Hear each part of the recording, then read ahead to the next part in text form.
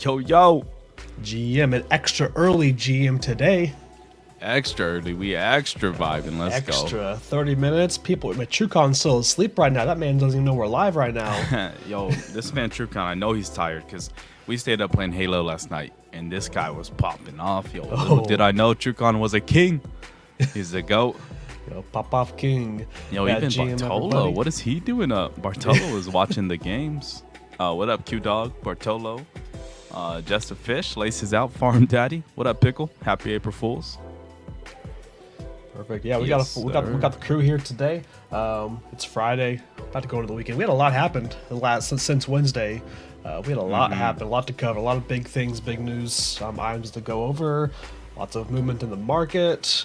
And without further ado, let's get started. So, we got some movement. All right. Dang. Yeah, we got some movement, but the first thing, number 3 right here. We got pudgy penguins. We keep talking about them. You know, the penguins, they're not going away. You know, they on Monday they were up, Wednesday they were down, and Friday, you know, they're back up even more at like a new local all-time high. So the pudgy penguins are back up to 2 ETH. Yeah, I mean, I looked a little bit into this. It sounds like that they're having new leadership take over on, like, basically over the weekend. They're passing off to new leadership. So I think it's a speculation play by a lot of people. Like, they're hoping that the new leadership is going to bring more value to them, actually take the project seriously, and, you know, and maybe go back to where they started or where they were at months ago. But yeah, it's Pudgy Penguins back at 2 ETH. If you're a holder, GG's. I don't think either of us are, but hey.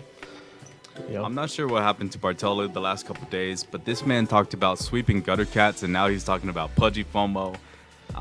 What happened to this guy? Oh no, he's got pudgy FOMO. Yeah, I don't know. That's tough. I mean, I don't feel FOMO from the pudgy penguins, but you know, I'm happy that, you know, they do have a pretty solid community, and I'm happy that maybe they're getting some new leadership, and you know, they can move Cole out of the way and have someone come in and take over and actually take their project seriously and value their holders. So GG's to them. Looking forward to seeing what the new leadership has planned and what they're going to be bringing to the table for them.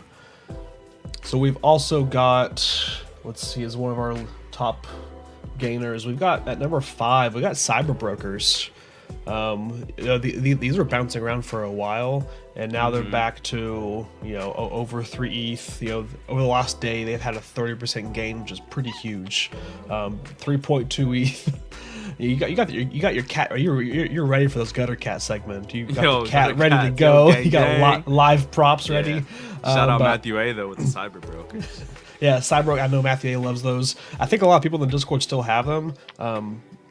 I always forget what you. I can't keep track of everything. Did you have these at some point, right? Do you still have them? No, I watched the mint. I never hopped in. Gotcha. I love the art style, by the way, of the Cyber Brokers. I just didn't understand like what it could be, but that's because I didn't really look into it. I still haven't completely. I didn't dive in because the price point's just not out of reach, but it's like a bigger risk than what I'd like to take at this point. But yeah, I didn't understand who was behind the project and what value they could bring. Right. Yeah, Farm Daddy's asking if, you know, he doesn't know anything about Cyber Brokers and if we can give him a quick rundown. I'm the wrong person to ask for that. I was on the whitelist. I never minted the project. I never bought into it. I just kind of viewed from the background, but I could say like we could do it the very next time, or we could talk about it in the server, the Discord. But yeah, we'll definitely have it. We'll do like a feature or something very next stream. Yeah, that sounds good. And then our last big gainer, and this is basically if you're on NFA Twitter for the last day and a half, 2 days, you've already seen this. You already know what's going to happen. But number 6, we've got Azuki's. They're plus 30%. They're up to basically 24 ETH. They've been the talk of the town. Look at that 24-hour volume. Over 6,000 ETH traded in the last 24 hours for Azuki's. It's insane. Absolutely insane. That's like base C levels of like volume, right? Yeah. It's crazy. So we're gonna go a lot more. We can kind of save our thoughts. We're not gonna go in depth on it here. We're gonna Azuki are going to have their own little portion in the stream. So we'll talk about them more in depth here in like 10 minutes or so. So we'll move on to the opposite end of this floor change. Let's look at the losers. Losers. It's a bull. It feels like a bull market right now. ETH's kind of pumping again. We got projects going up, but we still got some projects that are a little they're a little bit behind. So we've got some of the bigger ones, and I don't know if this is because Azuki's, but Oni, the old name, the original Azukis, they dumped down 15%. They're down to 0.4. Dang, that's tough. Whew. When your competitor, kind of, not even competitor, but like, when the successor of your project has a day in percentage change and volume like Azuki has, and then on the opposite end, you're down 15% to below half an ETH, that's tough. That's real tough, yeah. So Oni's not having a good day, down to 0.4. I mean, at one point, for those who aren't, maybe if you're newer to the NFT space, you're not sure what Oni is. These were released back in August. They have that kind of anime style as well. They were kind of one of the first, I guess, one of the first like major projects that had that style and feel. And they were popular because they gained a huge following, and they got up to a 7 ETH floor basically over the first week. Like they just pumped real hard, but with how hard they pumped, they dumped even harder, and they went basically straight up to 7, and then like a consistent downturn down to kind of 1 ETH, 1.5, and then they've been hovering around that range for a while. Now it looks like they're down to half an ETH, 0.4. Just a little note on that. I'm so glad. That was, remember the mutants came out right when Oni was kind of at that top, and I decided to paper hand one of my Onis and take an outstanding offer that night that the mutants were dropping. Thankfully that guy didn't cancel his offer or anything. I just took the offer even though it was 0.6 below the floor or something like that. Right. I just took the offer, minted even more mutants, and that was that was the play. That's the play right there. Yeah, that's sometimes it's those split decisions. That's what looking back at it 6 months later. Those are the decisions that always can help set up your portfolio for the long run. Yeah. I mean, you just got to know when to send it, and you got to have conviction. Obviously, it's a little easier with the Mutant Ape collection, but at the same time, that was one of the first Dutch auctions successful that minted out at a high price. Yeah. So, I mean, we didn't even necessarily know that. We didn't get time to talk about it, right? It was just an emergency mint, stealth mint, but also Dutch auction. So there's no hey, do you think this price is worth it? Blah, blah, blah. It's just hey, these are minting now. You either send it or you don't. Yeah. Yeah, that weekend was a huge weekend because I think Creature Worlds also released that weekend as well, and that was just that was an action pack. Basically August in general was just a crazy month for NFTs. Looking back at August is insane. What do you think? I mean, since we're already talking about Onis and Azukis, what do you think the main downfall for the Onis were? In chat, feel free. I know a lot of people in the chat, they owned Onis. I think some people still. I think I still actually own one Oni. I still have one left, but I had 7 or 8 at one point. Luckily, I was way plus EV on all of those. But what do you think was the main downfall for the Onis? Why didn't they succeed as much as other projects? A little bit to do with timing, but also it was just I think the team wasn't too active, and then the team, you could tell from the way that they talked, they didn't really know necessarily what they were doing, right? They didn't know what direction they wanted to take the project. They were yeah, we can do this, we can do that, hopefully we can do this, but it wasn't. It was more about hey, yeah, pump it to the moon, yeah, Oni. Logan Paul bought one for 188 ETH. Let's go. Yeah, it was more about vibes. Yeah. And not so much doing, or even no sneak peeks, no showcases, nothing. Yeah. Nothing innovative. I think that's what it comes down to. That's what the chat's saying too. It's the team just wasn't. I guess the community. You hate the word community. I know the culture, the community, whatever you want to call it, was there, right? People were there, ready for it, but the team, they just left it, right? They just kind of felt almost abandoned it, and they built nothing new, nothing innovative, and I remember the one Twitter Spaces, they were I remember they were gonna have this announcement, hey, we're having a big official Twitter Spaces, come in for an announcement. And the announcement was them reading lore for 30 minutes or something. It was so strange and such a disconnect from the team and from what the people actually wanted. Yeah. Now, well, I mean, I know this isn't necessarily the segment, but yeah, no, we'll just save it for later when we talk about Azuki. Okay, all right, perfect. We'll move on. One more project I wanted to highlight here that's in the red. We've got World of Woman.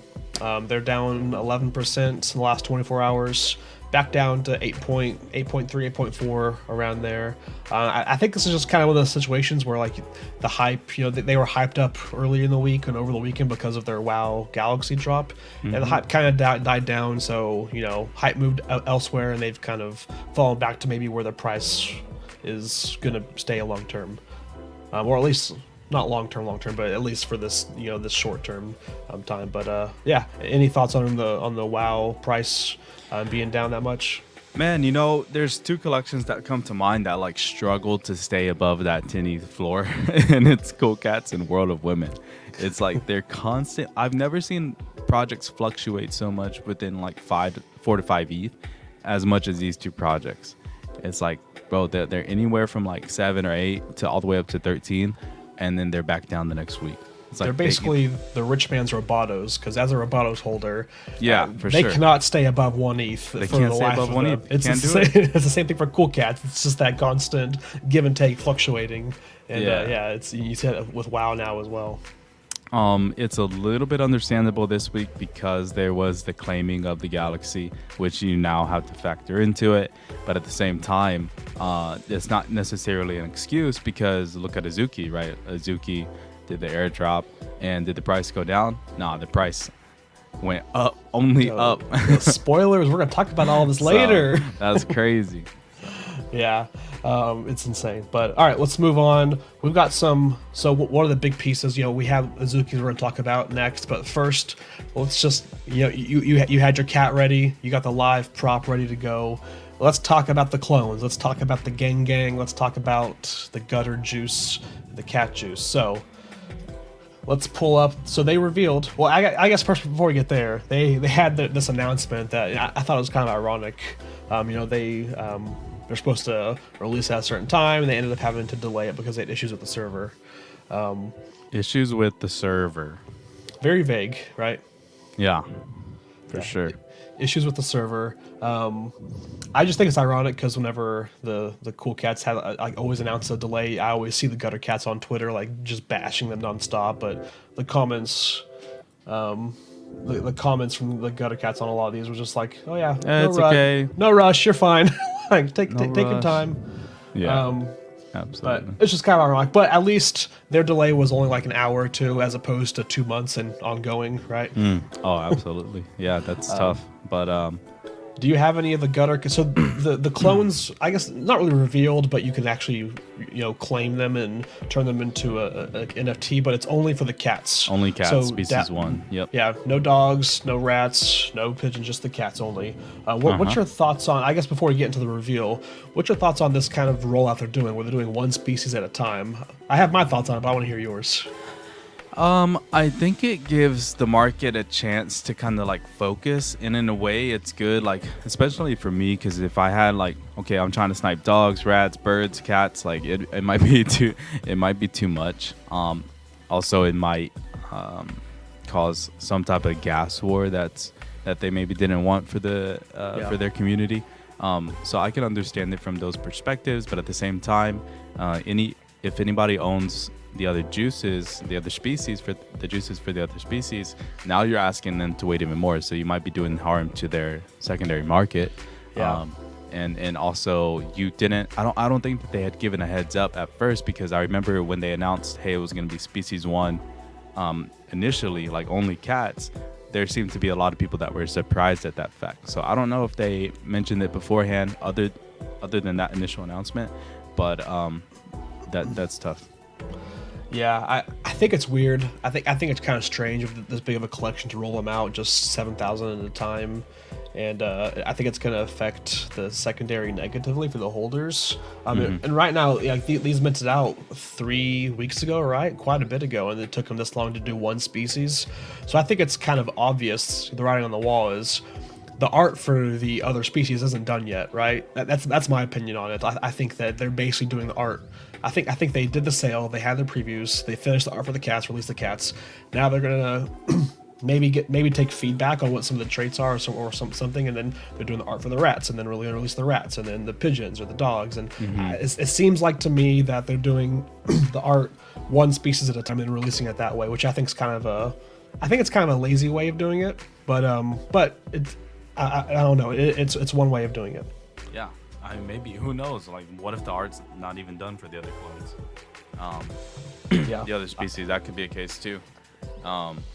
The other thing was, dang, I just had it in my head, but you asked me like what my plan is. I guess for me, I kind of wanted to pick some up, but I kind of want to get the best bang for my buck. So yeah. because of the dynamic minting of these, like where you can clone an original or you can just roll a juice itself. I was kind of waiting for more to come out, let the market saturate a bit, and then try to see which ones are mispriced.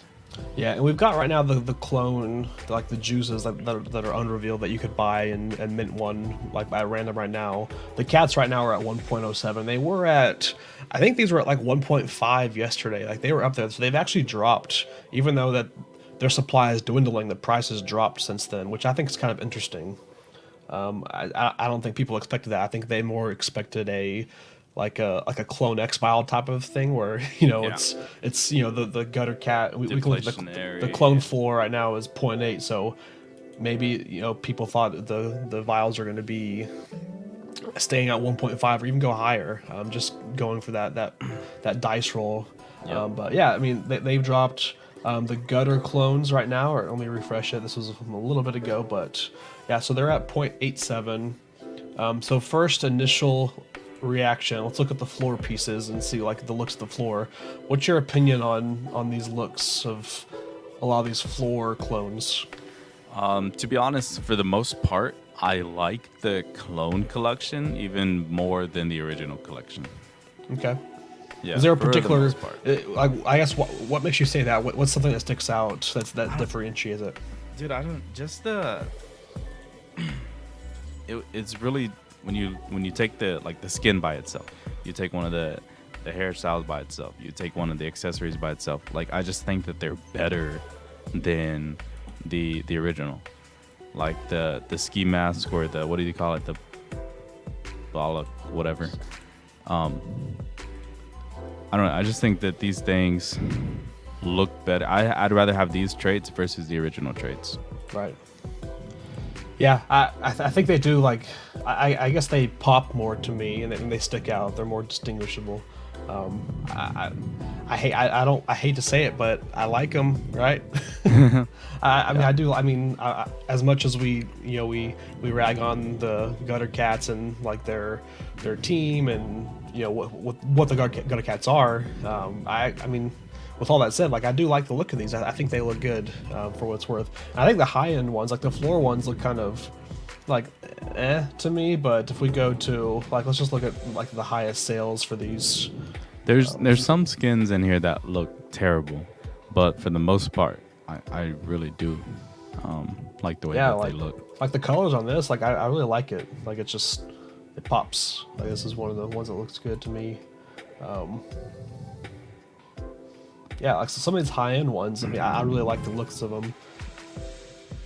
Yeah, the metals really pop. They did a nice job on like the gold metal. Yeah.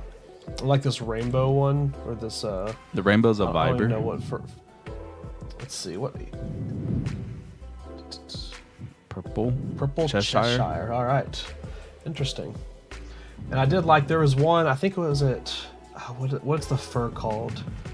I can't remember if it's like zombie or something else. I'm trying to find it, but it's basically one where it's the fur is basically a combination of all of the furs from the original collection put into one fur, which I think is kind of a cool idea. The Bali one that you see over there on the right, go up a row. Oh, it's this one. Oh, the one that you were talking about. Oh, it's okay. the camo fur. It's like all the furs combined from the original That's collection, pretty sick. Which I think is kind of cool. It's a nice touch. Yeah. All right, which one did you want me to go look at? Um, A Bali fur, you said? yeah. If you scroll up and then all the way to your right, yeah, this one. I'm pretty sure this is a Bali fur. Yep, Yeah, Bali. and this one is absolutely trash. Absolutely trash. Yeah, I don't like this one at all. Yeah. Yeah, it's one of my least favorite ones for sure. It looks it looks off to me, but let's see. So if you're, I guess first I got to ask, are you looking to get into the gutter cat clones at all? Yeah. I'm just waiting until more of them are kind of revealed, or I see like a price for the gutter cat juice that I'd be comfortable getting into. Right. And I'm not opposed to the dogs either. So like I don't want to overpay for the cats if, I can get like a really decent dog for, half the price. Now, are you more apt to buy, one of the juices or an already revealed clone? If the disparity, because it is deserved, like you should pay more for a new role. But if it continues to be 0.2, I might think about it because it's not really that much more than one that's already revealed. But I'm not too much of like a gambler or like a degen in that sense. Like I'd rather already take the guaranteed thing. So I if I had to guess, I would find myself buying one that's already revealed. Okay. Yeah, I think I'm probably the opposite. I'm more of a degen, more of a gambler. So if I'm looking to buy this, I would be looking at buying one of the juices. And I know me and BSB were talking last night about me and BSB were talking about sending it on some juices possibly. He may have done it last night. We talked about it, and I haven't sent it yet. But hey, if he sends it, then I'm gonna follow him, and we'll be in it together. Yeah, we might have to do a little gang stream or something, like a reveal. A little gang reveal stream. Mm-hmm. Oh man, it's kind of like our mutant stream, right? Yeah. Cool. All right. So, any last thoughts about the clones? Or Gutter Cat Gang? Hey, look, overall, they're in a way they're basically copying mutants, right? I'm saying this as a good and a bad thing. They're copying what Bored Apes have done. A little bit different, but overall, it doesn't matter the mechanics of what they're doing. It's literally a mutant. It's a clone. It's a derivative of the original collection. You're copy pasting what Bored Apes have done. But with that being said, it doesn't mean that just because Bored Apes have done it, nobody else can do it, right? So if you're gonna do it, try to do it better. I think they've done some creative stuff in terms of the animation and the artwork that they've done to hype up the whole cloning thing that Bored Apes didn't do, really. Like Bored Apes have only had a website, and then maybe they had like a small animation of the serums, but other than that, like Bored Apes had no marketing in that sense. So I think that they've done that well. The waiting period though was pretty tough. I don't know what the point of that was. Maybe the artwork wasn't done, maybe the dev work wasn't done, maybe they were still doing testing, whatever it may be. There was a delay, and then even on the launch date, then they had a little hiccup, which is almost to be expected at this point. It's more like kudos to a team if you don't have a hiccup, but as NFT collectors and community, we do expect, like, when projects are launching something new, that something is gonna go wrong. Yeah, I go in fully expecting a delay. Absolutely. Yeah, and yeah, the last point that the chat's already saying that my last point on the clones is that I do like them better than the original collection. Yeah, my final notes on this is so my biggest issue the past 6-8 months, whatever, as long as Gutter Cats have been a thing, my biggest issue with the collection was 3,000 was way too small to have have that parabolic growth, to have them be mass adopted, and this gives them a way to reach more people, have more holders, have more people that are talking about your brand, and make more people want to be into your brand. So I think this is a good way for them to do that, and I give them props for that at least. Yep. Classic Q-Dog with a typo. Original. Yo, Q-Dog. Is that Q-Dog or is that Gokina? I can't tell. All right, well, what do we got next? Let's move on to the next talk of the town. We already teased it. We talked about it a little bit. Let's dive into the Azukis. Dude. It's time to jump in. So we've got Azukis. I mean, there's so much to talk about with them. I don't know where to start. I guess we can start Wednesday night, because that's whenever everything kind of began, was Wednesday night. So Wednesday they had this. If I don't know whoever's in LA, I know TrueCon's there. I know Pitch Talk's there. JVB. I don't think anybody went to this, but Wednesday night had the Azuki party at NFTLA.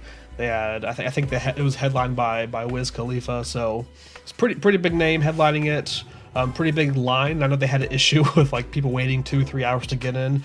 Kind of sounds like the Bored Ape parties back in November. And then they actually had like the authorities cut them off early, and a lot of people didn't get in because they quote met capacity, even though they didn't really meet capacity. So there was that. It wasn't really drama, but they had those issues of people getting in. But if you were able to make it into the party, it seemed like it was the party to be at that night. I don't know, just from my take, from everything I've seen on Twitter, I was experiencing some FOMO for missing out of that party. But the big thing that happened Wednesday night at that party was the creator of the Azukis was on stage, and then was basically talking about just things. And then at the very end, he says, "Oh, also check your wallets." And that's whenever they had the airdrop happen, and they did kind of like how Bored Apes did it for the mutants, right? With the serums, right? They airdropped it into your wallet, so you didn't need to go through and claim it, or you didn't need to pay gas. Like they covered the gas, and they airdropped 2 airdrops to every single Azuki holder, so there was 20,000 total. So each holder got 2, and if we look into it, it was, let me pull up this. It's the something official, right? And you can see that floor price right now. It's at almost 4.2, and every holder got 2 of these per Azuki, which is insane. So you got airdropped basically 80 ETH for free, and this is what really started the run and started the Azuki hype train for the last 2 days that we've seen. Which is kind of unfounded in a way, right? Like not a lot of collections outside of Bored Apes do you see these announcements being made, or the airdrops being done, and then the original collection price continue to rise. Right. Not a lot of collections are able to achieve that, because the holders are looking to kind of like liquidate and sell, kind of extract some of that value. So what that tells me is just a lot about the holders of Azuki, is that it doesn't matter how much money that they were given, they love their Zukis and they want to hold. Yeah, it was so. I was trying to check it live. So whenever the airdrop happened, the floor was around like 18.5 ETH for Azukis, and then it dipped. Like obviously, like an airdrop value happens, the project's gonna dip. It dipped down to I think 15 ETH. Like one person listed at 15 because they thought it was probably going to keep going down. That's got scooped up, and then the floor price, it took like half an hour, it was back over 18 ETH, and it never went back down. So it was just, we haven't really seen this. We see a lot of collections where they have these airdrops and then the price retraces and it stays there. We haven't seen this in a while where it retraces and then it goes back up to even more than it was before the actual airdrop, right? And I kind of want to, we had these airdrops, but we don't even know what this is. Like, there's been no speculation, or there's been speculation. There's been no announcements of what this airdrop actually is. I did see a lot of people complaining on Twitter saying like, "Oh, this is insider information. Why were people buying this up before this was actually announced?" But honestly, if you were paying attention to Zukis, you knew the writing was on the wall. You knew something was coming. They said that there's going to be a pretty big announcement at their party at NFTLA. So I think people, like, the speculation was like, yeah, there's going to be some type of airdrop or some type of big announcement. Yeah. People were buying based off that speculation. I don't think it was necessarily insider trading more than we see with any other projects. Yeah, I just a quick note on that. Like, if it's not coming directly from the team, like, I have no issue with people doing this insider trading, right? Like, that's just grinding, bro. Like, that's just making the most of your resources, the most of your network, and trying to figure out what's what. So yeah, I see no problem with that, and I hate when people bring that up on the timeline. I mean, of course, if it's again, if it's founded, like, or if it's coming directly from the team and they're telling their family, their friends, like, Yeah. hey, we're about to do something, then sure, that's probably not cool. Yeah. But other than that, I'm totally down with it. Yeah, like I think the two worst cases of insider trading that we've seen has been, so I think the top one was probably the Nike artifact deal. We saw a lot of things happen with that, and then also it was with Meebits. Whenever Bored Apes acquired, Lava Labs, we saw a lot of these like top people with information access. They had access to information that we didn't have. They were buying Meebits for no reason. Like there was no speculation that Meebits were going to announce something big, right? It was purely based off they knew that Bored Apes were going to acquire them. But I didn't see too much of it for these. I think it was just kind of obvious. The writing was on the wall that something was going to happen. Yep. Yeah, just like what Kenkel says. That's exactly that's what I agree with. So while we're talking about the airdrop, I wanted to give speculation. So first, I guess, do you own any Azukis, Jeremy? Did you get any of these airdrops? No, I don't own Okay. any, but I really like them. Yeah. What do you think? If you had to speculate, what do you think these are? Because we have no idea. There's been no official announcements. It's just there's 20,000 of something. Is it the same? Is it different? Is it generative? Is it a companion? Is it another PFP? Is it? I would think maybe it's related to some type of something within their ecosystem that they'll launch. Like, I don't know if it's like a tool, a weapon, some type of resource, right? Like some type of food farming thing, whatever it may be. Yeah. Where you can kind of either stake your Azuki. Hopefully it's not like actual staking, but it's something where your Azuki can start earning this. I'd imagine it would be bean token or something, right?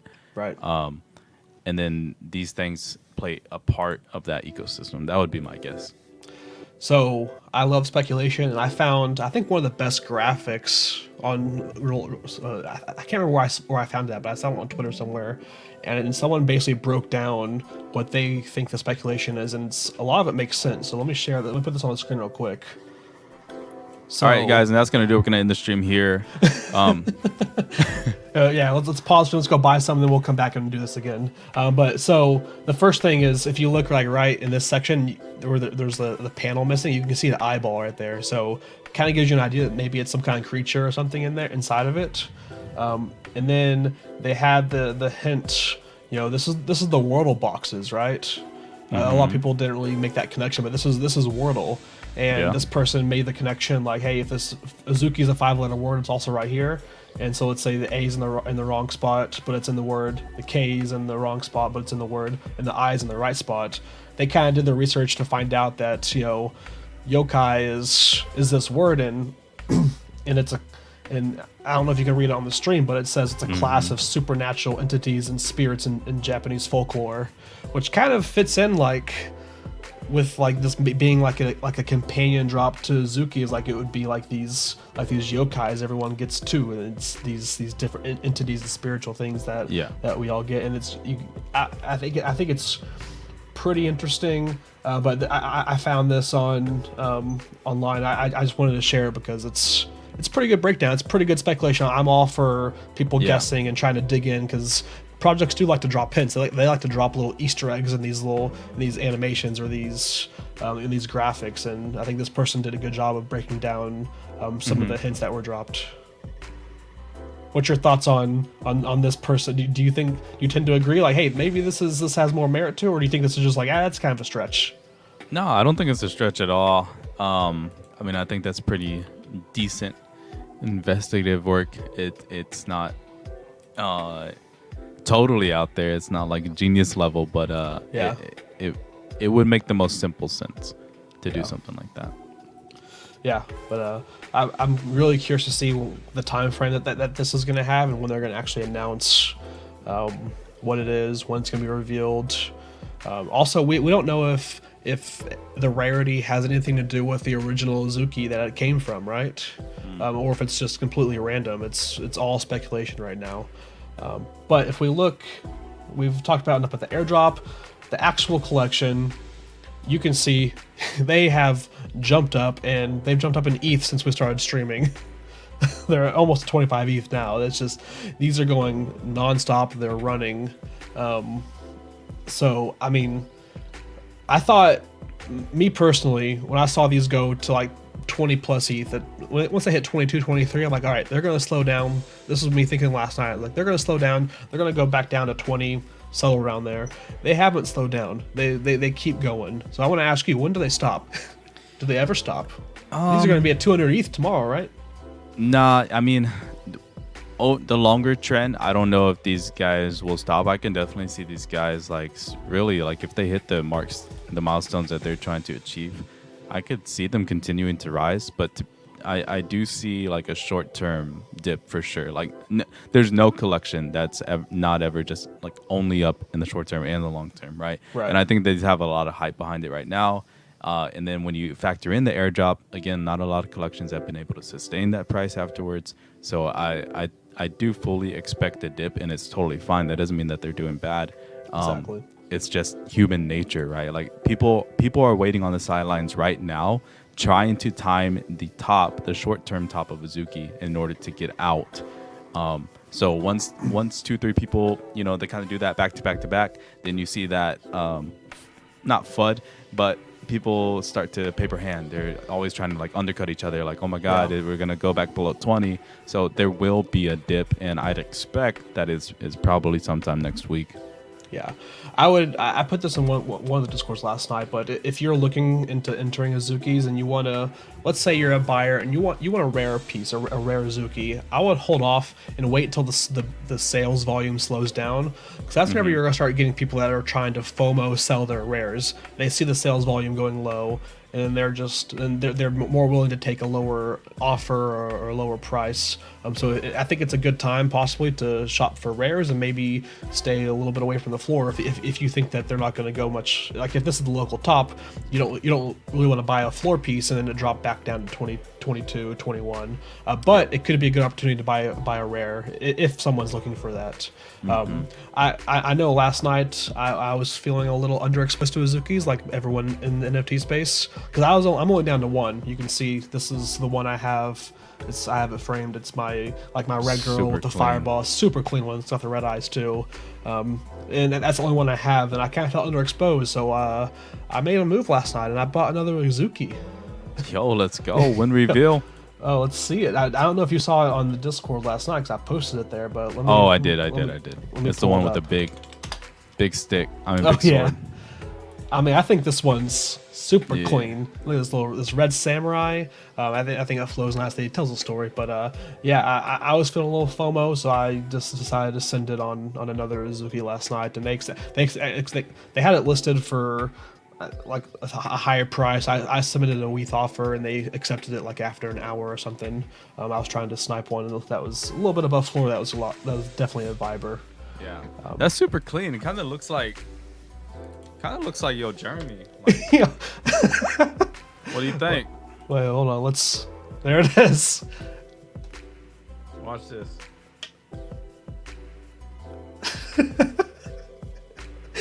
Yeah, I think that's.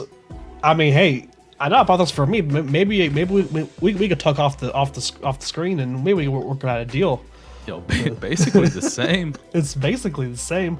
But yeah, I wanted to. So it's gonna be crazy. It's gonna be fun to keep watching these Azukis and see how they, and see what they do over the weekend. Because weekends, I think we see a lot of pumps on weekends. We also see a lot of dumps on weekends. It's gonna kind of see which way it goes. One interesting thing about the Azukis is they were starting to dip a little bit. Right? They did get back down to 22 ETH this morning, and then so I don't know if you saw. Do you know who Jay Chow is? Yeah, he's a Korean hip hop artist?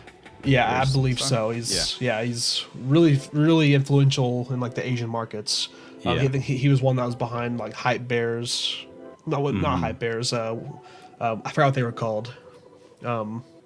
Someone in chat can correct me. Well, I forgot what those bears were called. Yeah, I That they got pumped, you. like, They were 60. saying like they're the Asian bored apes, right? Yeah. Is what they were saying back then. Yeah, I completely forgot them. Someone in the chat knows what they are, so you feel free to let us know. But, anyways, he got an ape stolen last night. Did you see this? I heard about it. I didn't even see the news come through, but like when I saw Dingling Bears. sweep, There it is. Fanta Bears, yeah. When I saw Dingling sweep, how many of her Azukis it was, 40, 42, whatever it was. And then I saw that, yeah, actually Dingling got influenced by this guy. Dingling Right? got influenced by Jade Chow, which is like, if you can influence Dingling, who's like Yeah. usually the person that's influencing everything, I'm like, all right. But yeah, this guy lost a Bored Ape and I think a Mutant and a Doodle last night. Yeah. Like he fell for a fish, one of those fake Twitter links, right? And just tried to get something for free, like 1 ETH, and lost his Bored Ape. Lost a cool $400,000 in just assets, and then turns around this morning and buys an Azuki and puts it on Instagram and starts talking about it on socials. Like I don't even think he's mentioned that he's lost the Bored Ape yet, but he turned around and bought an Azuki and was pumping it up on his socials. And then Dingling saw that, and then Dingling went and swept the Azuki floor for he spent like 400 plus ETH on these floor pieces, and then that just caused a whole another run on them. Although, Guess when they were slowing down. yeah, although I saw some comments like, dang, what a boss, like loses his Bored Ape and then buys an Azuki. Like, honestly, I don't think that's a boss. Like, imagine getting your Ferrari stolen and then you go buy like a casual BMW. You know what I mean? Like, it's not necessarily the same. Like, the real boss move would have been buying like an even more expensive Bored Ape right after you got yours stolen. But that's no disrespect to Azukis. I mean, I think there's a non-zero chance that he even knows that his Bored Ape is stolen right now too. Like, I don't know, but it's just been a crazy turn of events. So yeah, and then we've got. I wanted to talk about as also on Wednesday night they announced something, and we've already established this. The chat knows it. I know it. You're the king of merch, right? You're the merch guy. Okay, then. So Let's go. they had a little What you got? teaser they had a little teaser for some Azuki merch, and let's get the Yo Jeremy take on it. Let's get a little Yo Jeremy merch review right now. So at their party, they were advertising this. This is a reversible bomber jacket. This is like one of their first prototypes, and this is kind of a teaser for some of their merch. So this is the back side of it. It's got like the tiger holding the dagger, the Azuki, the garden. This is the front side. I love that it's on a mannequin that's just like giving everyone the bird and it's like spinning. So, Yo Jeremy, the expert, we ask you, what's your opinion? All right. First reaction is it's actually super fire, like super hot fire. I think it fits with the culture of Azuki, while understanding that, hey, it's 2022, people still have to wear this stuff outside and not be embarrassed. So I think it's it's very flexible, versatile. You can dress this up, dress this down. I think it's an amazing Genesis piece, and it looks pretty. It's not something that you can buy off the shelf. I disregard all the branding or this prints on it and stuff. Like, this seems to be like, in a way, like hand tailored, right? Right. I love it. They haven't announced like when this is available, how many are available. Like, I mean, who knows? Maybe there's only 50, and you got to spend like $10,000 on it, right? But Yeah. I can't imagine there's going to be like an open edition for something like this. This looks like this is like the rug or like the blanket or like the original hat, where there's only going to be a super limited amount. At least I feel like it has to be with the quality that it is. Unfortunately, I do agree that it would be probably a limited thing where not all Azuki holders would get it. Yeah, but cool. Yeah, this is their first sneak peek. I'm looking forward to seeing if this is how their merch is going to be. They may turn into being the best merch team in NFTs, right? Just from this piece. But again, this is only one piece. It's easy to showcase, your top piece. It's kind of like watching Instagram or Facebook. You see everybody's wins, but they kind of hide the losses, right? This is them showcasing the premier piece. I want to see what the basic stuff looks like. What's your open edition shirts look like? What's everything else kind of look like? So I want to see more information regarding that. Yeah. Just to catch everybody up, like in the chat as well, like Kinkle Fark said, hey, I really like Azuki's. Oh, sorry, tagline covered you up. But they haven't done anything yet, which is perfectly fine. And this is a really big argument that you hear from people, and then we'll talk about Doris' reply as well. So the big thing that annoys me is how demanding people are at projects that aren't instantly multi-ETH, like huge ROI, wanting them to add all kinds of whatever popular Ponzi mechanics. Azuki has really only done things that people generally hate, but because they're valued high, it's all good. It feels contradictory. Dort says, I actually think the haven't done anything argument reinforces my bullishness. It's telling me that people vibe with the inherent art and established community. They can simply exist and be valued, and anything they do end up doing likely is icing on an already delicious cake. No. Dort, are you hungry right now? Yo, that delicious cake. It's lunchtime. I gotta bring that back. No, but hey, like I love that even in this chat specifically, people can be pretty civil and stuff and just have that debate and conversation, because that's not what you see on Twitter. That's not necessarily what you see in the Discords or anything else. We agree on a lot of stuff, you and I, but we also disagree on a few collections like that.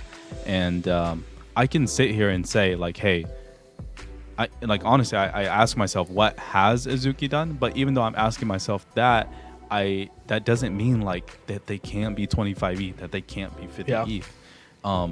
So like I understand it's not even playing both sides. It's like I understand the dynamics and the mental space of NFTs. Yeah, and I think one big thing, like I just hate the question, what have they done to deserve this price, right? Because once we start opening that floodgate, try to get a normal person who does not understand NFTs at all and explain to them why a Bored Ape was worth $400,000.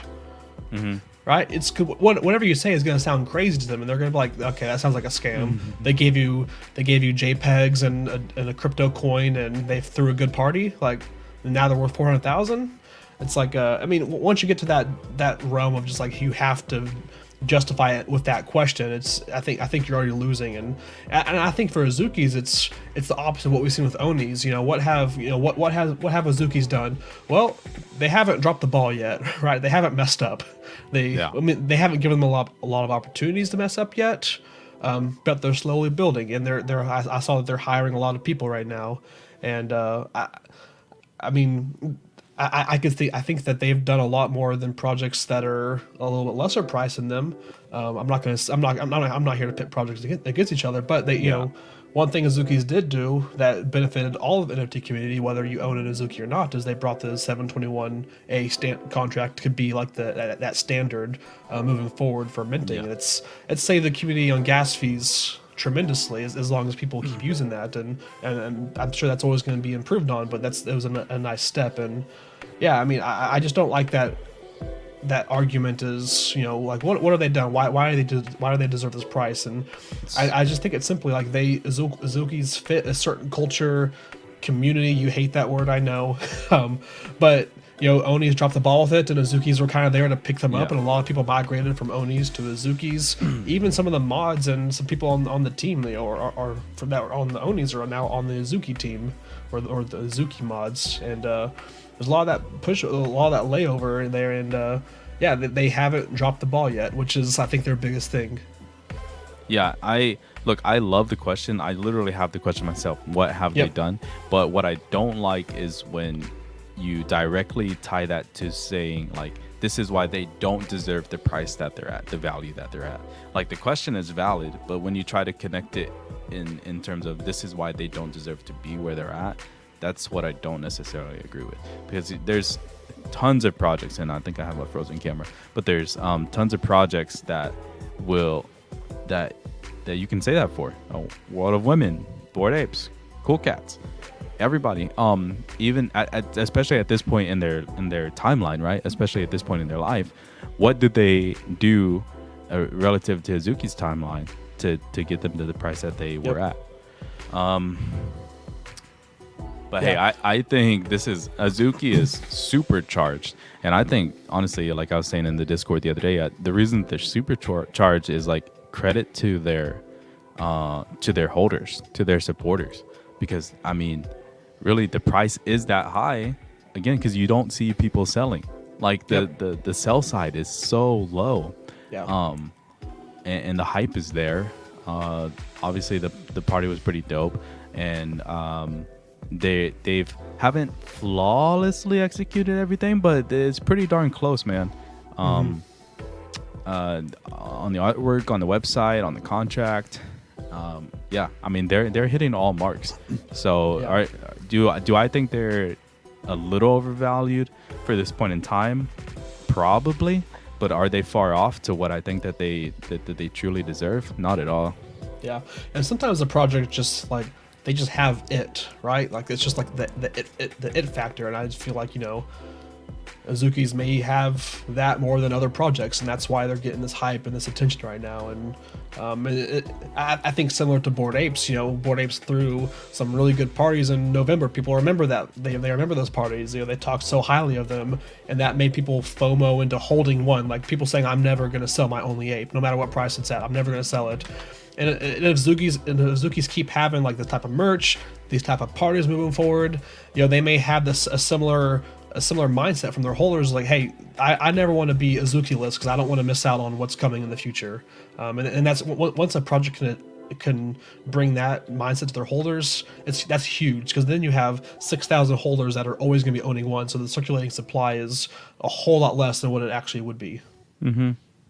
Yeah, and to be honest, I think Kinko also has a great point here. Like, even as Bored Ape holders, we could probably agree with this. Like, hey, he says, this is a super hot take, but Big really didn't do anything before making it. It's very similar with Azuki. I love NFTs and I love owning them, but the rise of utility has ruined people's perceptions. Yep. So. Cool. Any last thoughts on Azuki's? No, I mean Azuki's. I love them. I don't have any. I love the way they look. I don't consider myself a weeb. I do watch an anime here or two.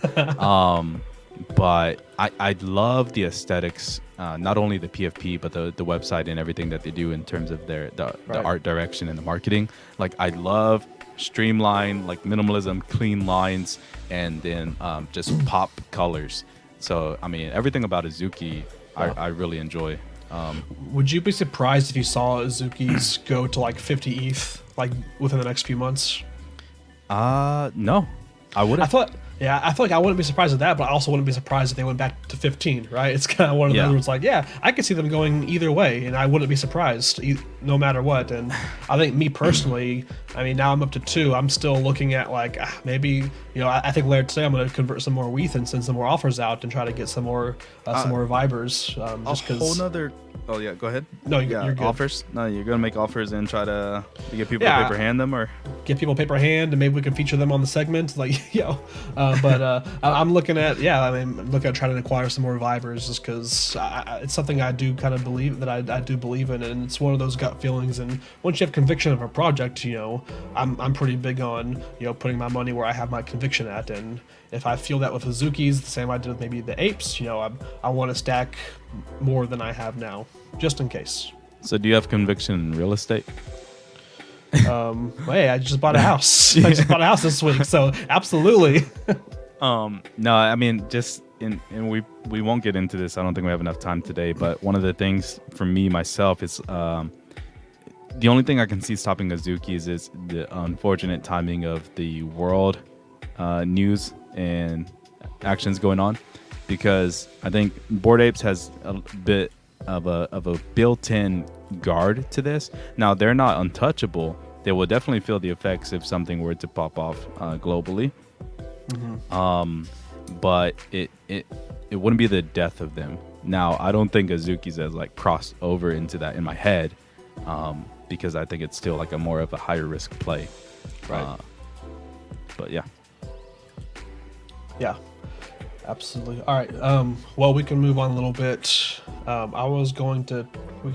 So on Wednesday, right? Yeah. Wednesday, our stream, we did a new segment called Dub or Rug, and this featured the Mutant Shiba Club.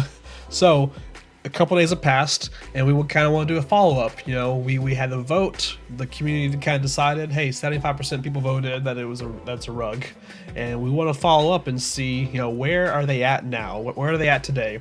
So let's take a look at the Mutant Shiba Club. They're still in pre-sale. I don't think they've done their public sale yet. Their price is actually down to the mint, less than the mint price. So mint price for pre-sale was 0.16. The floor price right now is 0.154. They were at one point, yesterday or a couple days ago, shortly after the sale released, they got up to 0.35 and stayed there for a bit, but it looks like they've dropped since then. They've actually closed the Discord to the public, so it's only for holders. I don't think they've had the public sale yet. The Discord was already closed for the majority of the time. I think they had only opened it.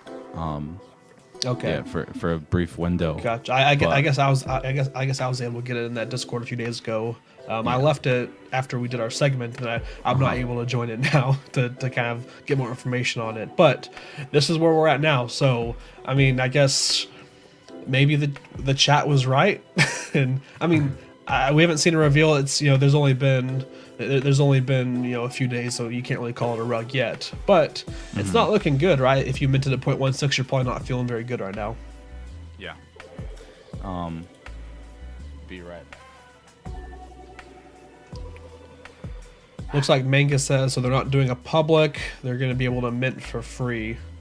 So it's a free claim after the community sale. Okay.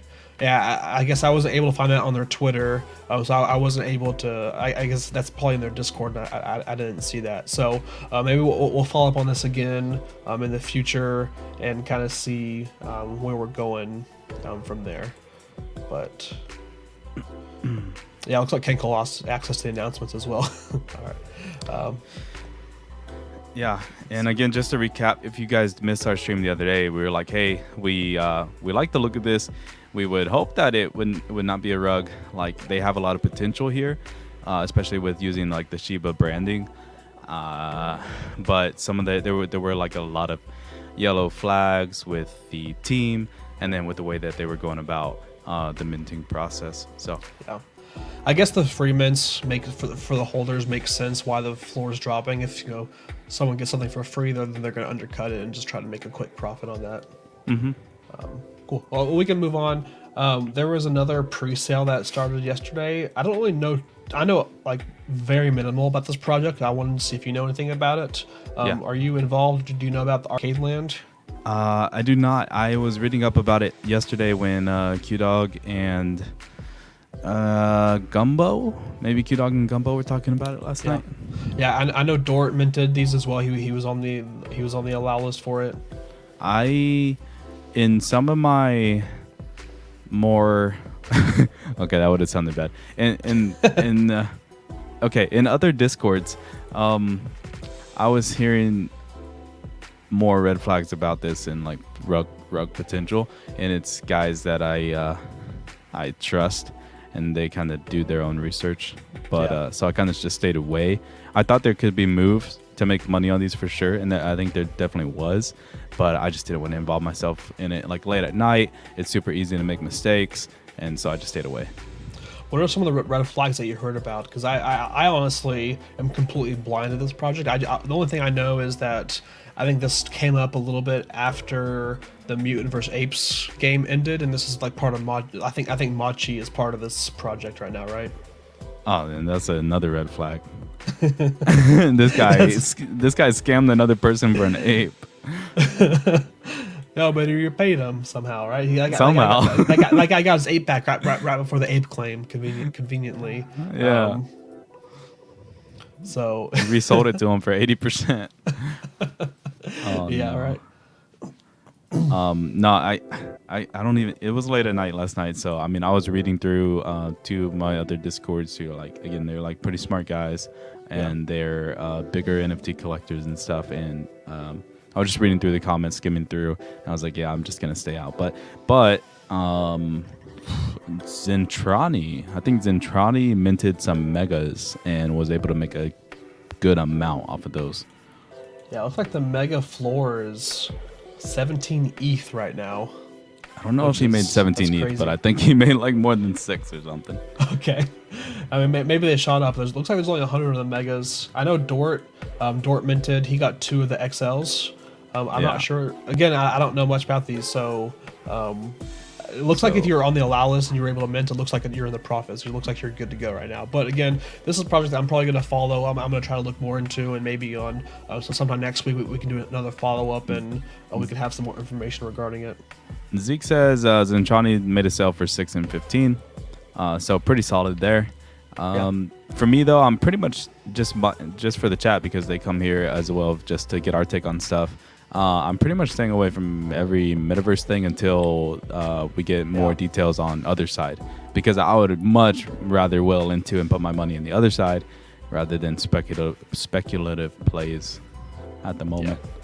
Yeah, I'm the exact same way. I'm waiting for the other side, which is coming in April, and guess what? Today's April, so it's probably going to be like April 30th, or actually, I wouldn't be surprised. I think the Bored Ape anniversary is April 29th, which is also my birthday. So I wouldn't be surprised if like on their anniversary is they release their metaverse sale. I think that kind of like as like a 1 year anniversary celebration mint type of thing. I would not be surprised about that at all. All right, so moving on, we have this project that's coming up, and it's actually like 3 weeks away. I know that you posted something about it, and I know you and I both acted upon it, so we kind of wanted to share this with the chat. But we've got Akutars. So Jeremy, you want to take the lead here and tell everyone about the Akutars? I know you did the write up in the Discord the other day for it. Yeah, I did do the write-up in the Discord, so I'll just like touch on that real quick. So for those of you who don't know what the Akutars are, first of all, this is coming from the artist Michael Johnson, who does the Aku chapters. It's about the story of a minority boy who's like basically chasing his dreams, and you get to go along with the journey, with his journey via Michael Johnson's animated art. And these are like videos. These are like little short, not even short films, like short clips. Yep. And those are the chapters. He is introducing the Akuverse, and then obviously inside the Akuverse, you will need like an Akutar to participate. So there's going to be 15,000 Akutars, holders of some previous collections of his, as well as some collaboration pieces. They will get a free Akutar, and that snapshot is going to be April 7th at 10 a.m. Eastern. But if you want to know more, I'll go ahead and put the link in the chat. And then also at the same time, like Michael Johnson, he's a pretty well established through this project and some other things that he does as well. I've been following for a while. I've never fully bought into the chapters, like a full set or anything like that. But the Akutars, I think, because of the story, again, I always buy into a story. I think as collectors, stories intrigue us, and I think the Akuverse is well positioned. Yeah. So for disclosure for everybody else in the chat, actually Tagline and I did, and we were in the voice chat, like we were also telling people, hey, what we were doing. So this isn't like something that we bought and then now we're pumping on the chat, because we if you hang out in the Discord, we literally tell you guys like what moves we're kind of making. So yesterday there were people there with us. We were telling them, hey, we're thinking about getting some eligible Akutar NFTs. So we went ahead and did that. But we wanted to give you guys the notice as well. My play now, if you don't already have one of these, the page that Tagline is on, these hyperlinks here, you can click on them and they'll literally bring you to the OpenSea page where you can buy eligible NFTs and you can track these prices. So you see here like the timepiece, the complex con, the pre-Aku. I think we bought the pre-Akus, right? Yeah, we bought the pre-Akus. Yeah, so we bought these for 0.8 and 0.9, like full disclosure and stuff. Right now they're at 0.99 and 1 ETH. But that's just a little shout out for the Akutar. I love the way they look, and again, like his execution on the story and his artwork is at another level. Yeah, it's one of these projects where he's doing, I think, the flip of what most projects do, which I think is a lot better. A lot of projects you see, they have their release first, they have their sale, then they try to go back and write the lore leading up to it, right? But he's had this story built out for more than a year now, right? and then now he's doing his Akutar. So there's already this story, this lore behind it, which I think it's probably the best way to go about doing it. It's more the long way to do it, and I think it's the best way is you have that story already in place behind this project. Yeah. So I don't know if anybody here owns the Aki chapters or if they're interested in this, but definitely want to shout it out. Again, it's not, we're not, there's a few collectors I can name on Twitter who they kind of like buy into projects and then they start pumping them on their timeline and whatnot. Yeah. This is definitely not that. I've even put in the chat when I put it yesterday in curated alpha. I said I picked up an Akutar for 0.8 or eligible NFT for 0.8. I said I think it's a little risky. Could see the floor for the eligible NFTs go up to 1 ETH, but I would have felt better spending 0.5 to 0.6 for it. And that's where I kind of see like that floor value, that base value for the Akutar. It's like I don't personally think that they could fall below that 0.5, 0.6.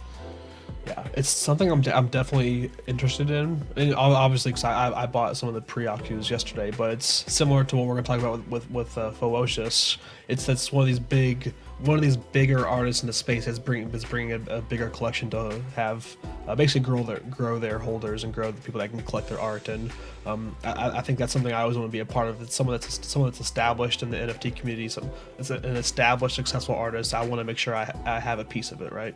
Mm-hmm. But yeah, I think I bought my Akutar, my pre-Akus for like 0.8 and 0.9, and it could be a good play. It could be like, hey, you get airdrop this for free, and it's worth the free one's worth like 0.1, right? It's not maybe it's not worth it, and because there is gonna be a public sale, so maybe the public sale would be the play for this. All right, any final thoughts on Akutars? No, I mean, I would say, I would even suggest before you go and buy an eligible NFT, like literally just go take a look at Michael Johnson, hear some of his interviews, know what he's about, and then take a look at the Aku chapters. And if you're I mean, you might even want to buy just the whole Aku chapter set, and you'll get a bunch of Akutar mints plus some additional benefits via that way as well. So. Yeah. All right, so speaking of kind of like these artists making their other projects, we talked about this on Wednesday. So we've got Fuwa World is minting, I think, over the weekend, or it's on April 3rd. So I think that's Sunday, I believe. Mm-hmm. And we've got some more updates. I just kind of wanted to touch on it a little bit because they had a Q&A, they had a Ask Me, they had an AMA session, they had their Discord updated with FAQs. So if it's something you're interested, I would recommend joining the Ferocious Discord. Look at their FAQ channel on the Discord because they did update that pretty in depth yesterday. So there's a lot of information there. Some stuff that we didn't cover on Wednesday. I kind of wanted to touch back and just make sure our I's were dotted, our T's were crossed, just to kind of wrap it up and do some final details for it. So what they ended up saying is, so yeah, you only have to own one FIWO piece to have access to the pre-sale, and once you have that access, for the pre-sale, which is at $500 instead of the public sale, which is at $1,000, you can mint an unlimited amount of these paint drops for that $500 price. The only piece that's not included is the Ferocious by, or the Ferocious times ComplexCon piece. It's like a 1155 piece on OpenSea. That's the only Ferocious piece that's not included. But every other piece, the artifact shoes, any other collab, anything from the main collection, those are all included as well. And if it's not on Nifty Gateway, you have to fill out a form, which I think they stopped sending the form out, but I think I have a link to it. So if someone does buy one and they're interested, just send me a DM or something. I can send you the link to that form to fill out. I think those need to be filled out by tonight, by like 8 p.m. Eastern. If you have a piece and you're trying to get access to that pre-sale. So it comes out, so they did say it is a generative project, so it's not just like a regular open edition where it's it's the same thing for all of them. And the weird thing it's so strange, and I want to get your thoughts on this, Jeremy. They have this mechanic where if you buy one paint drop, you get one NFT. If you buy 100 paint drops, you get one NFT. It just combines all of your paint drops into one NFT, and your traits are basically assigned based off the amount of paint that you purchased. So no matter how much paint you purchase, you're only going to walk away from that pre-sale with one NFT, which I think is kind of strange. And I think the different amount of paints that you have in one NFT is what affects what you can unlock further down the road in this FIWA world universe. Yeah, it's kind of like with POC, right? With the mass collection, where you bought multiple masses and then they kind of combine into one NFT. So, and I think we had some people in Chillerverse who kind of regretted doing that. Me, myself, I don't know if I regret it or not. I do have like, I did do the one where I combined like 10 masses into one. But if you don't want to do that, the pretty much the solution is just to mint via multiple wallets, right? Because they're only going to merge them if they're in the same wallet, obviously. Right. Yeah. So if you buy secondary later on, then there's not going to be, you'll have multiple NFTs. They only merge for that pre-sale. Yep. So, but yeah, I mean, I think that's it. They also mentioned there's no planned burning mechanics. So I think I misspoke on Wednesday saying that there was going to be burning, because I assumed that if you bought like 100 paint drops, you get 100 and you can burn things for them down the road, but that's not actually the mechanics they have. So there's no burning mechanics. They're still not really, there's not a lot of details yet. They're very like cloudy. So my best advice would be, if you're interested in this, join the Discord. Look at the FAQs. Try not to look too much at the general chat or the FIWO chat, because there's a lot of fun in that Discord right now. There's a lot of mad people, a lot of upset people that just don't agree with things that are going on. They're gonna get over it. It's just because it's just people coming in. It's just anytime there's a hyped up drop, people always come in and try to pick issues and find ways to go about it. So yeah, any final thoughts on this? Are you still trying to go for this possibly on Sunday? Yeah, I'm heavily interested. Cool. Yeah. Farm Daddy said, like, how do you buy one? There'll be like an open edition, right, of paint drops. Yeah, it'll be open edition. It's gonna be on Nifty Gateway. Yeah. And I think let me actually find. So if you don't have a Nifty Gateway, Farm Daddy, by the way, the account, you probably will need one for this. Yeah, it's not in there. It's not in their official links, but yeah, it's if you go to Nifty Gateway and just look for just search for Wocious, and it's you'll be able to see the link there. You do need to link your MetaMask or your MetaMask wallet, your Ethereum wallet, to your Nifty Gateway account. And once you buy something on Nifty Gateway, you can extract that NFT from Nifty into your wallet, and then it'll show up on OpenSea. But I'm sure on Monday, after the sale happens, we'll probably do another recap on Monday about the sale, how it went, and maybe pros and cons of what went down. Yeah. Cool. All right, so let's hop into a couple segments we've got for today. We've got our first one is, let's rate the trade. We haven't done the trade in a while. We missed. I wasn't able to do it Monday, and I've got a few. Jeremy, I want to see your thoughts on, but let's hop into this. There's two trades on this, and the very top one, we've got a doodle, and you can kind of see, yeah, there's not really the picture. It's the NFT trader bot is down right now, so this is like the backup way, but it was this doodle traded for World of Women, Boss Beauty, and 0.5 ETH. What side are you liking on that first trade? Man, I mean, hey, I don't know if I'm gonna get canceled if I choose the doodles over the lovely women over there, but I see the doodle again. The World of Women, Boss Beauty's actually been doing their thing, but World of Women just keeps going up, down, up, down, up, down, right? Like doodles, I think their community there after the South by Southwest, like they had a bunch of hype as well. Announced some cool things coming, so I don't know. I think I'm sticking with the doodles here. Cool. Yeah. I guess my one question to that would be, what have the doodles even done? Yeah, what have they done? What have they done? I don't know. I guess for this one, I'm probably taking the doodle, but I'm not like jumping up and down about it. But I mean, especially with the price, since I think this trade happened before the price for World of Women dropped to like in the mid eights. At the time, it was a lot higher, so it looked easier. So it's easy to look back now and pick the doodle. But at the time, I probably would have maybe taken the World of Women side, honestly. Yeah. All right, so what do you think about this bottom trade? So we've got this Gutter Dog, and we've got 2 Gutter Juices. And then they're trading it for 2 Lazy Lions and 0.25. You know, Lazy Lions, they're making a comeback. Here they are. Dang. So I don't think that this is really a question for me. I'm going with the Gutter Gang. You know, I gotta get my dog, get my juices. You're taking the I'm probably taking that as well because I don't own any Lazy Lions and have no intention to own. I don't even Lazy know Lions. anybody in Lazy Lions, and that's the thing. Like, that's why I feel like it's a scam. You feel like, you know. Think of all the people we talk to, and which do any of them have own a Lazy Lions? No.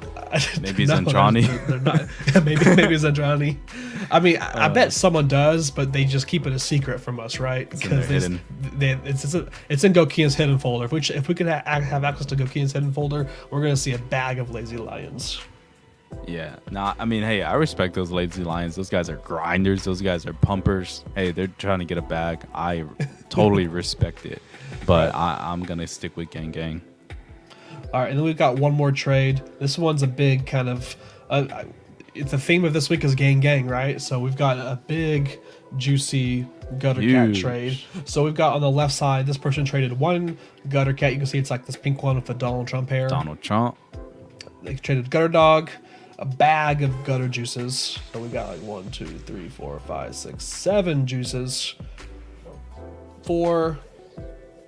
1 cat and 1 rat, and we've got bigger pictures of the cat and the rat that were traded. So they traded for, you know, the MJ jersey, right? MJ jersey cat, and then this rat. So out of these, which side are you taking? Are you taking the quantity or are you taking the quality? I guess that's what this trade comes down to. It's do you want the quantity or do you want the quality? Because that is, I mean, I'll say this is a really clean. That is a super clean cat. That's a super clean cat, and if it's me taking this, I normally take the quantity, but honestly, you know what? Give me the MJ jersey cat. I'm taking this cat and I'm taking this rat over the bag of juices and even the rat, man. Even the rat looks kind of nice. Where are you at on it? Despite that, like I appreciate the aesthetics and the looks, the rarity. But you know me, man. I gotta go with quantity. I gotta get my rolls in there as well, and then I still get, you know, Mr. President Donald Trump as well. So, yeah, I think I'm gonna go with the left side.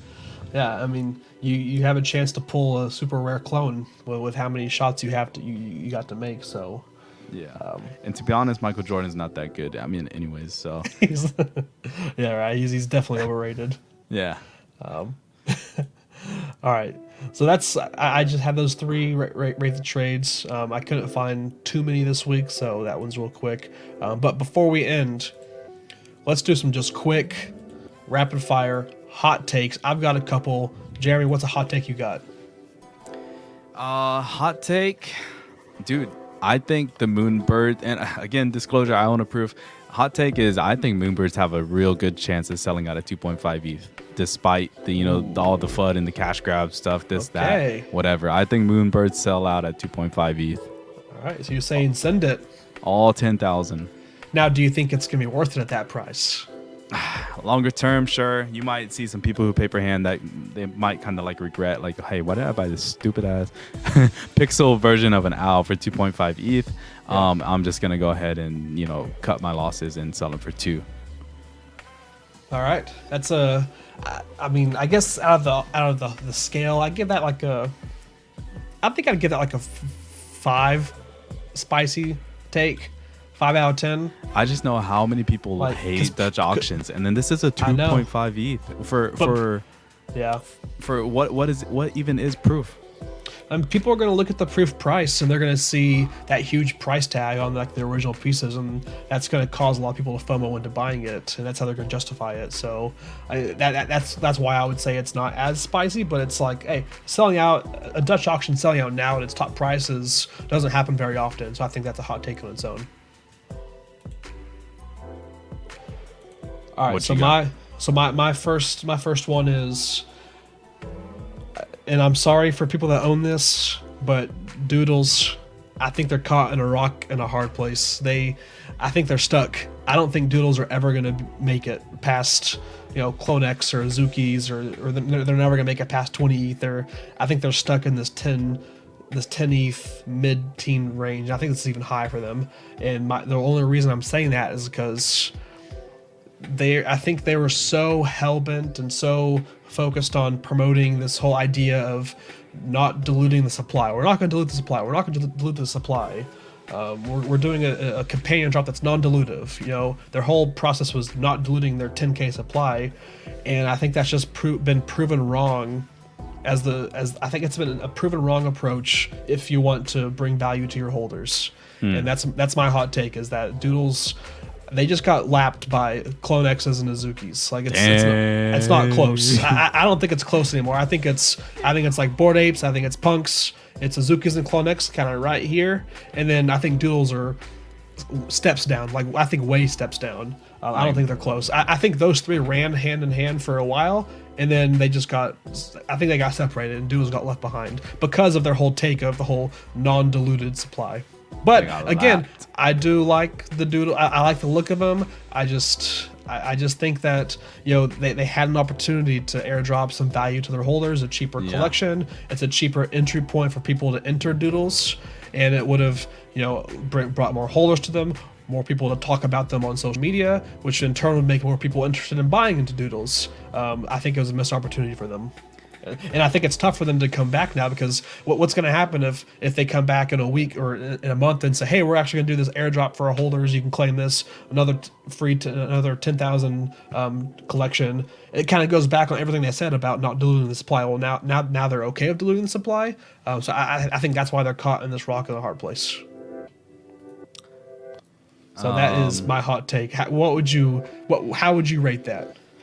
I'd rate that about a 6 or so. I still see a lot of Doodles hype and everything like that, so a lot of support from them. I'd imagine that you might get semi-canceled on the timeline for saying that.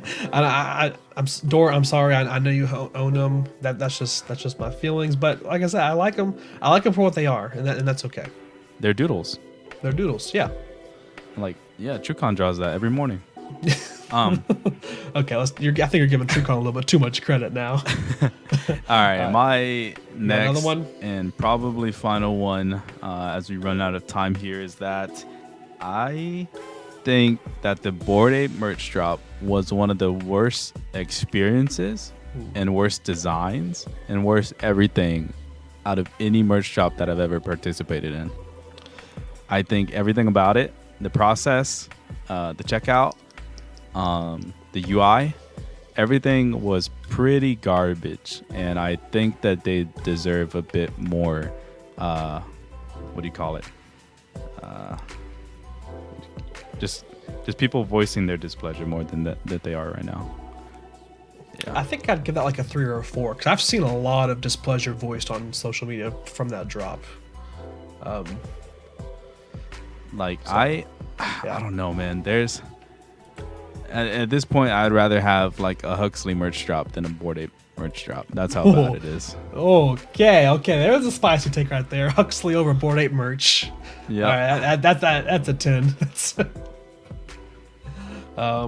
Yeah, I mean, I agree with you. The whole process was handled pretty poorly, but yeah. But to be fair, I did see a lot of pushback on Twitter and social media and Discord from people sharing the same concerns and sharing the same feelings regarding it. I just think from top to bottom, this was the absolute worst thing that they've ever done. Yeah. All right. Well, it's a spicy one. All right. My last hot take is, I guess it's not really a hot take, but it's something I think needs to be said. I think the floor price isn't the only thing taken into account whenever a project flips another project. people focus too much on the floor price and not enough on the market cap. So people say like, oh, Azuki's flipped Clone X. They didn't flip Clone X yet. Clone X is a lot bigger supply at a high, like the Clone X market. The market cap for Clone X is a lot higher than the market cap for Azuki's because it's got twice the supply, but it's at like a 14 or 15 ETH floor. So that's my hot take: is floor price does not equate to flipping a project. I think market cap is the number that you need to look at instead, because a project that's at 10,000 and at a 100 ETH floor is a lot more impressive than a project that's at 1,000 and 150 ETH floor, right? Mm-hmm. So.